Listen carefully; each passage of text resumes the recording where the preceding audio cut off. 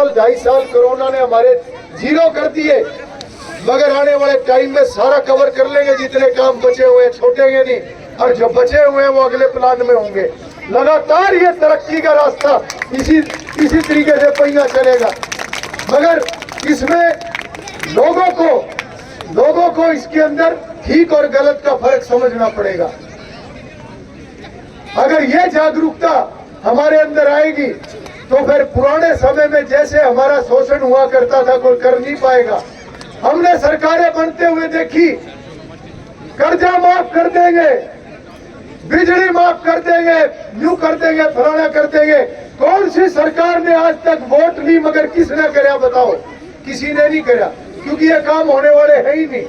ये सिर्फ बखाड़े के लिए बातें बोली जाती थी।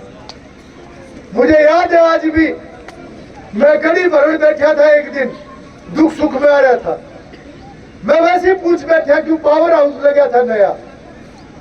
एक बुजुर्ग बैठा था, मैं बड़ा आज तक भी मेरे बात याद आवा, मैं आज भी हंसता हूँ वो बात याद करके।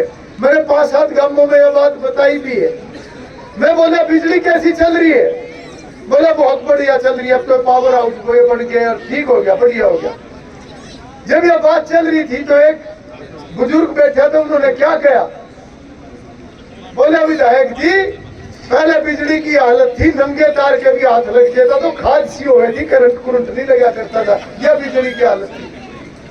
अब यहाँ किसान भी बैठे हैं, बच्चे भी बैठे हैं, सारे बैठे हैं। आने वाला टाइम दुनिया कहाँ पहुंच गई? आज ये झूठे लारे देकर देश का नाश करना, लोगों का नाश करना, ये चला गया टाइम। अब ये टाइम नहीं रहा। अब तो वो टाइम आया है कि सरकार की हर योजना का लाभ हर आदमी को मिलना चाहिए। जिसको जिस योजना से जोड़ना है जुड़ना चाहिए, बातों से नहीं। आज गांवों में सरकार आके बैठी हुई है, गांवों में बैठी हुई है, घर घर जाने का काम कर रहे। बताओ किसके कागज में क्या कमी है? बताओ किसको योजना का फायदा क्यों नहीं मिल रहा? जिसका मिलने वाला होगा जरूर होगा, और नहीं होने वाला होगा तो बता देंगे नहीं होने वाला है, आप इस योजना में नहीं आते, आपका नहीं होगा। 100 में से 2-4 होते हैं ऐसे भी, उनको भी बताया जाएगा, और जिनका होने वाला होगा उनका होगा। अब ये नए पुराने सारे सरपंच बैठे, भाई सारों से पूछने लग रहा मैं, क्या हालत होया करती थी पहले? बीपीएल कार्ड आफत थी, गरीब आदमी छूट रहे थे, ऐसे लोग छूट रहे थे जिनकी हालत कोई देख ले तो दूर से देख के तरस आ जाए कि आदमी इतना दिक्कत में है। और जब ऐसे लोग आके क्या करते थे कि विधायक जी हमारा बीपीएल नहीं है, कोठी वाले का बीपीएल बन रहा है, हमारा नहीं है। आज मनोहर लाल जी की सरकार ने, चौकी ना क्या है भाई, आज मनोहर लाल जी की सरकार ने कितना बड़ा काम करा है ये समझने की जरूरत है। जब मोदी जी ने 2015 में मोदी जी ने ऐलान करा कई स्कीमों का, तो एक ऐलान उन्होंने करा कि जिसका बीपीएल कार्ड है उसका 5 लाख रुपए तक का मुफ्त इलाज परिवार का 1 साल का सरकार भरेगी। मकानों के बारे में ऐलान करा, जिनका बीपीएल कार्ड है उनके मकान सरकार बना के देगी। जब ये सारी स्कीम लागू हुई तो उसके बाद लोगों ने आना शुरू किया, हर गांव से कई 2, कई 4, कई 10 गरीब आदमी आने शुरू हो गए। बोले ये स्कीम हमने नहीं मिली। हम भी देखा उनकी शक्ल की तरफ, बहुत गरीब आदमी है। साथ में कोई आ रहा था, उनसे पूछा, बोला असलियत में बड़ा गरीब आदमी है, सबसे गरीब परिवारों में से है, क्यों नहीं मिला? अफसरों से बात करी, बोले जिनका तो बीपीएल ही नहीं है। क्यों नहीं है इनका बीपीएल? जब ये गरीब है तो इनका बीपीएल क्यों नहीं है? कोठी वाले का कैसे बढ़ गया, इनका क्यों नहीं बढ़ा? तो पता लगा 2010-11 में जब गणना हुई थी, उस समय में किसी का बढ़ा दिया, किसी का छोड़ दिया। और उसके बाद मुख्यमंत्री मनोहर लाल जी ने नया ऐलान करा और जो ऐलान करते हैं उसको पूरा भी करते हैं, और उन्होंने कर दिया 4 साल के अंदर अंदर पूरा। उन्होंने कहा कि कोई भी गरीब आदमी अगर जिसके पास बीपीएल नहीं है उनको भी छोड़ो, उनके अलावा उनको तो लेंगे ही लेंगे, उनके अलावा गरीबी की रेखा को 1,20,000 से बढ़ा के 1,80,000 कर दिया। और जो भी परिवार 1,80,000 सालाना आमदन से कम होगा सभी को गरीबी की रेखा से नीचे सभी का बीपीएल बना देंगे। और उसके बाद परिवार पहचान पत्र बनाया गया, और परिवार पहचान पत्र बना के हरियाणा प्रदेश के हर घर की पहचान करने का काम करा। और जब हरियाणा प्रदेश के सब परिवारों की पहचान करी गई तो एक और नई बात सामने आई। तब मुख्यमंत्री जी ने एक और बात कही कि गरीब की कोई जमात नहीं होती, गरीब की कोई बरादरी नहीं होती, गरीब का कोई मजहब नहीं होता। गरीब अपने आप में एक धर्म है, एक मजहब है, एक अलग जमात है, एक अलग बरादरी है। 36 बरादरी के कोई भी गरीब होगा उसका बीपीएल कार्ड बना के देंगे।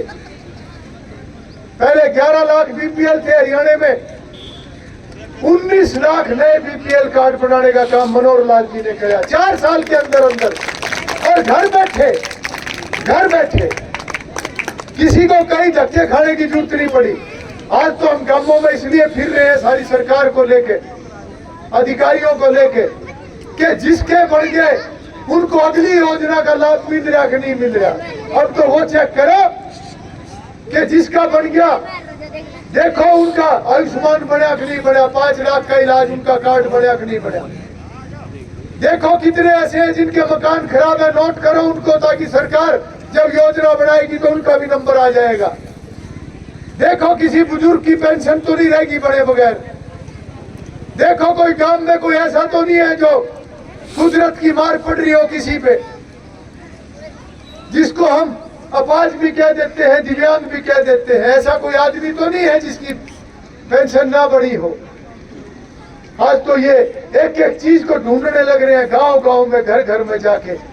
इससे पता चलता है कि आज जो हमारे देश का प्रधानमंत्री है वो जहां देश को तरक्की के रास्ते पर आगे बढ़ा रहा है, जहां देश की तरक्की, हर नौजवान की तरक्की के बारे में सोच रहा है, वहीं इतनी ऊंची कुर्सी पे बैठ के आज उसको हर गरीब की चिंता है। उसको उस कुर्सी पे बैठ के देश का हर गरीब दिखाई देने लग रहा है।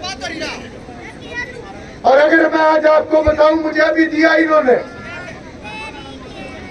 पहले यहाँ पे 306 बीपीएल कार्ड थे, 200 नए बीपीएल कार्ड अकेले एक बलेड़ा गांव में बने हैं 200 बीपीएल कार्ड। आज ये अंदाजा लगाओ कि अगर पहले 306 लोगों को आयुष्मान कार्ड दिया था सरकार ने 5 लाख तक का मुफ्त इलाज, आज इन 200 परिवारों को और 5 लाख तक का मुफ्त इलाज मिलेगा। और आने वाले सालों में जिनका मकान टूट रहा है, कच्चा है, कंडम है, कड़ियों वाला है, जल्दी सरकार स्कीम बना रही है, क्योंकि अब पहचान होगी सभी घरों की। कितने हैं पता लग गया पूरे हरियाणा में कितने हैं। जब इस स्कीम को चालू करेंगे तो सभी की फोटो, सभी के कार्ड, सभी उसके अंदर पोर्टल पे अपलोड हो जाएंगे और सरकार के पास एक डाटा आ जाएगा कि हरियाणा प्रदेश में कितने लोग ऐसे हैं जिनको आज मकान की जरूरत है। फिर जिसकी आमदन सबसे कम होगी, जिसका मकान सबसे खराब होगा, वहां से शुरू करेंगे और आने वाले कुछ सालों के अंदर अपने आप सभी के मकान आएंगे, जिस प्रकार से घर बैठे हुए अब बीपीएल कार्ड आए हैं। ये व्यवस्था आप सबके आशीर्वाद से बनी है। ये व्यवस्था अगर मोदी जी ने और मनोहर लाल जी ने बनाई है, आप सबके आशीर्वाद से बनाई है, क्योंकि आपने एक ऐसी सरकार को बनाया है जहां किसी एक परिवार की कोई अहमियत नहीं है। आज अगर सरकार है, यह पार्टी किसी एक नेता की पार्टी नहीं है, यह किसी एक घराने की पार्टी नहीं है, यह वो पार्टी है जो एक गरीब आदमी को भी कहीं से कहीं पहुंचा देती है। आज मोदी जी एक गरीब परिवार से उठकर आज देश के प्रधानमंत्री बने हुए हैं। हमारे देश की राष्ट्रपति जो सबसे गरीब परिवारों में से ताल्लुक रखती थी, आज देश की राष्ट्रपति है। आज कौन मुख्यमंत्री बन जाए, कौन पार्टी का नया प्रधान बन जाए, आज वो समय चला गया कि मुख्यमंत्री के घर में जम्या तो वही मुख्यमंत्री बनेगा। चला गया टाइम। आज ये भी समय चला गया कि अफसर लगेगा तो एमएलए के घर में पैदा हो गया, इसीलिए इसको बड़ा अफसर बनाएंगे। क्या दिया टाइम। हमारी सरकार आने से पहले ऐसे ही अफसर लग जाया करते थे, एमएलए मंत्री, जिसने कह दिया मेरा छोरा ला दो, मेरी साली का छोरा ला दो, मेरा भतीजा ला दो, मेरे दोस्त का छोरा ला दो, ऐसे लग जाया करते थे। बाद में काम करेंगे नहीं करेंगे किसी ने नहीं पता। मगर आज वो समय है कि 9 साल हो गया हमारी सरकार को। मैं भी आज दूसरा प्लान आपके सामने एमएलए के रूप में हूँ, आपके आशीर्वाद से। आज जितने भी एमएलए, मंत्री, मुख्यमंत्री, सांसद, एमपी जितने भी हैं, आज सारे हरियाणा में फिर के देख लो अगर किसी का कोई परिवार का कोई अफसर लगा हो, चपरासी लगा हो, इसको ईमानदारी कहते हैं, इसको ईमानदारी कहते हैं, जिसकी आज हम सबको जरूरत है, जिसकी आज समाज को जरूरत है। आज समाज को बांटने के लिए तो बहुत लोग आ जाएंगे, बहुत लोग आएंगे। कोई किसी तरीके की बात करेगा, कोई किसी तरीके की बात करेगा। उनसे ये पूछने की जरूरत है, राजधारा भी था, क्या कराया तुमने उस टाइम हमारे लिए, क्या कराया, बस इतना पूछने की जरूरत है। आज हमारे 100 काम करे, हमें 4 कमी तो कोई भी काट देगा। आज अगर हमने हजारों काम गांवों के अंदर करे हैं, आज जो काम बच रहे हैं, बचे हुए काम की बात नहीं है। ये गिलास पड़े सामने पानी का, इतना भर रहा है, इतना सा खाली है, भरे हो इधर देख के अपना प्यास बुझाओगे या खाली इतने से में देख के गाली देते रहेंगे।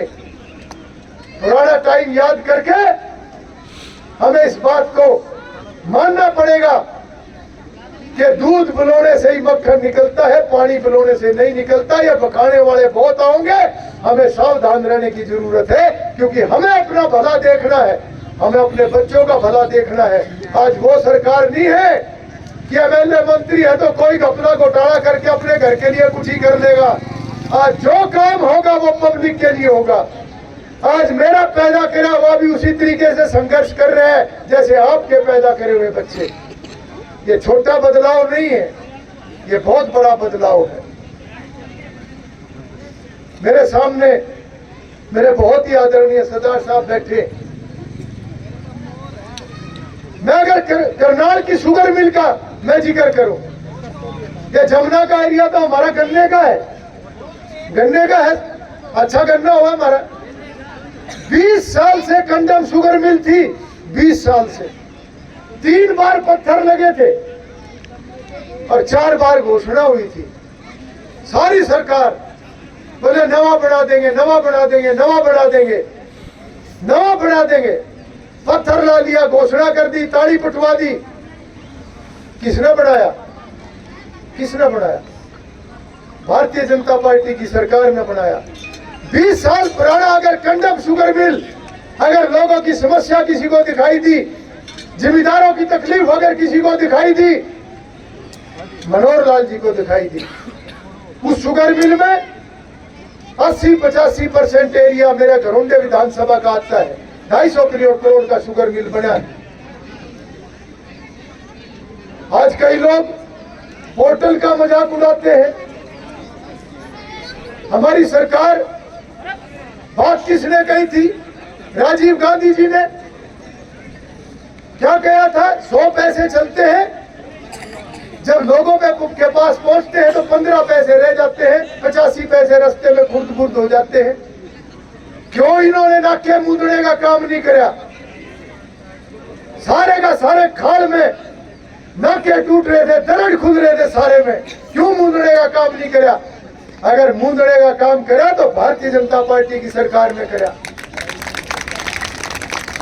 और इसलिए नाके मूंद रहे हैं क्योंकि अपना घर किसी ने भरना नहीं, इसलिए नाके मूंदने लग रहे हैं कि 100 पैसा पब्लिक का सरकारी खजाने से चलता है तो 100 का 100 पैसा पब्लिक के ऊपर खर्च होना चाहिए, इसलिए करने लग रहे हैं। इसीलिए ये पोर्टल बनाए जा रहे हैं। इसलिए ये ऑनलाइन करा जा रहा है, इसीलिए ई टेंडर कर रहे हैं। ये पुराने और नए सरपंच बैठे सारे, मैं शुरू में बोल रहा था फिर कहने लग रहा हूं। ये 2 नवे बैठे, 3 नवे बैठे, पुराने कितने बैठे? 3। कौन कौन बैठे? नवे हाथ खड़े करियो भाई, भाई है मेरे। पुराने कौन कौन बैठे? 1 2 3 खाले हाथ, 4 शर्मेरा, 5 6। भाई एक बात सुन दियो मेरी, मर्द गाली देना तो बहुत आसान है, कभी दे लो। मैं तो खुल का बात करने लग रहा, मैं भाषण थोड़ा दे रहा, मैं तो बात बताने लग रहा। मैंने ग्राउंडे हल्के में कई 1000 करोड़ के काम करवा दिए, कई 1000 करोड़। कितने हुआ? कई 1000 करोड़। 1700 करोड़ का तो एक रिंग रोड बनने लग रहा, 1000 करोड़ की मेडिकल यूनिवर्सिटी बनने लग रही। 2 ही हो गए, 3.5 को तो 1000 करोड़ के, और जो और बाकी बताने लगे जो कम से कम 1.5-2 हजार करोड़ के और पा जाएंगे काम, कम से कम बता रहा मैं। ये क्यों करवाए मैंने काम? मनोहर लाल जी ने इतने काम क्यों मेरे मंजूर करे? क्यों आए ये काम इतने?